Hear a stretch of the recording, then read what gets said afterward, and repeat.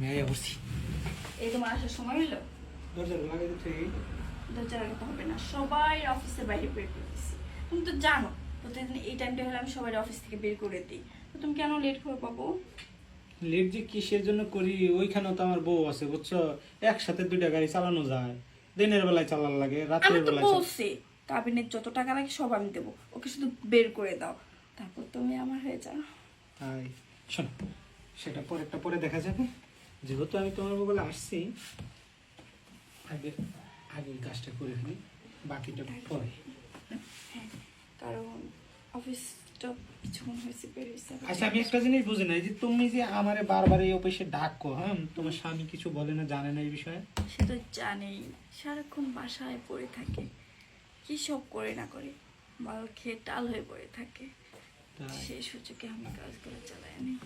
Wow, আজকে না তোমার আগের থেকে না একটু বেশি সুন্দর লাগছে। তাই আমি তোমার জন্য আজকে একটু বেশি করে সুন্দর করে এসেছি। ঠিক আছে, আজকে কথা না বলে কামরা এখানে সেরে দিই নাকি বলো?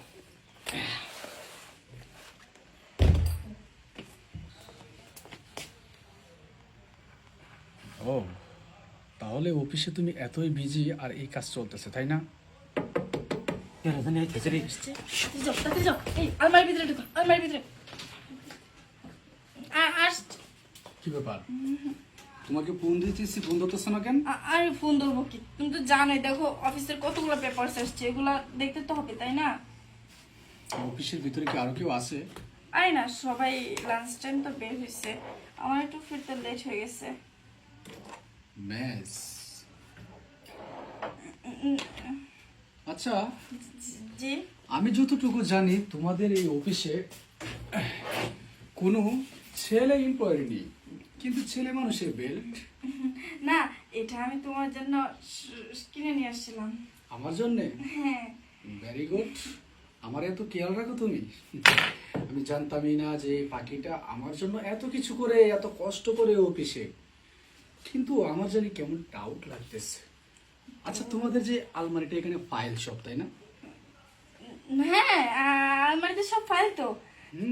কি যেন একটু বড় একটা ফাইল দেখা যাচ্ছে, একটু ফাইলটা দেখি তোমাদের।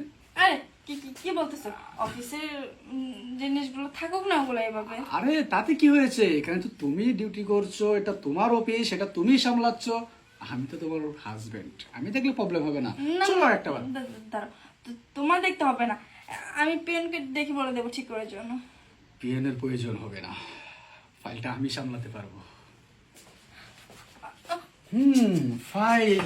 আরে তোমার ফাইলে বুঝি জুতা পরে, তাই না? অনেক স্ট্রং জুতা, অনেক দামি জুতা। যাক, আরে বের হয়ে আসুন, আসুন।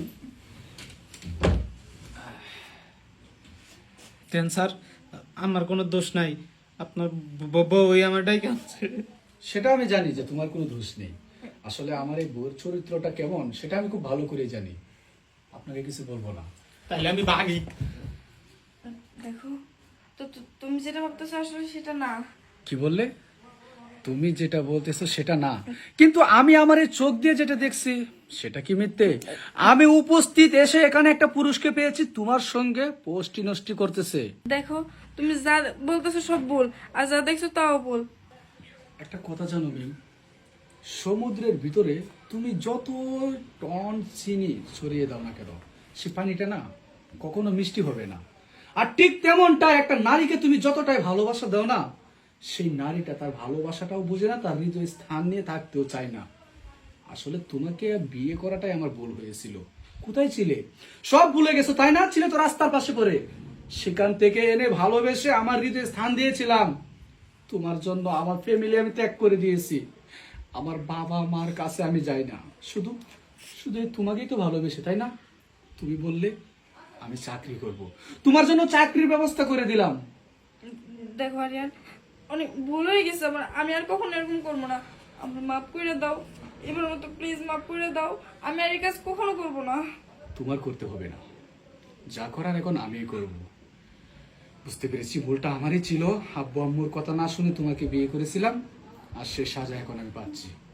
এখন আর এখানে তো কথা বলবো না, বাসায় আসো তারপর। আরিয়ান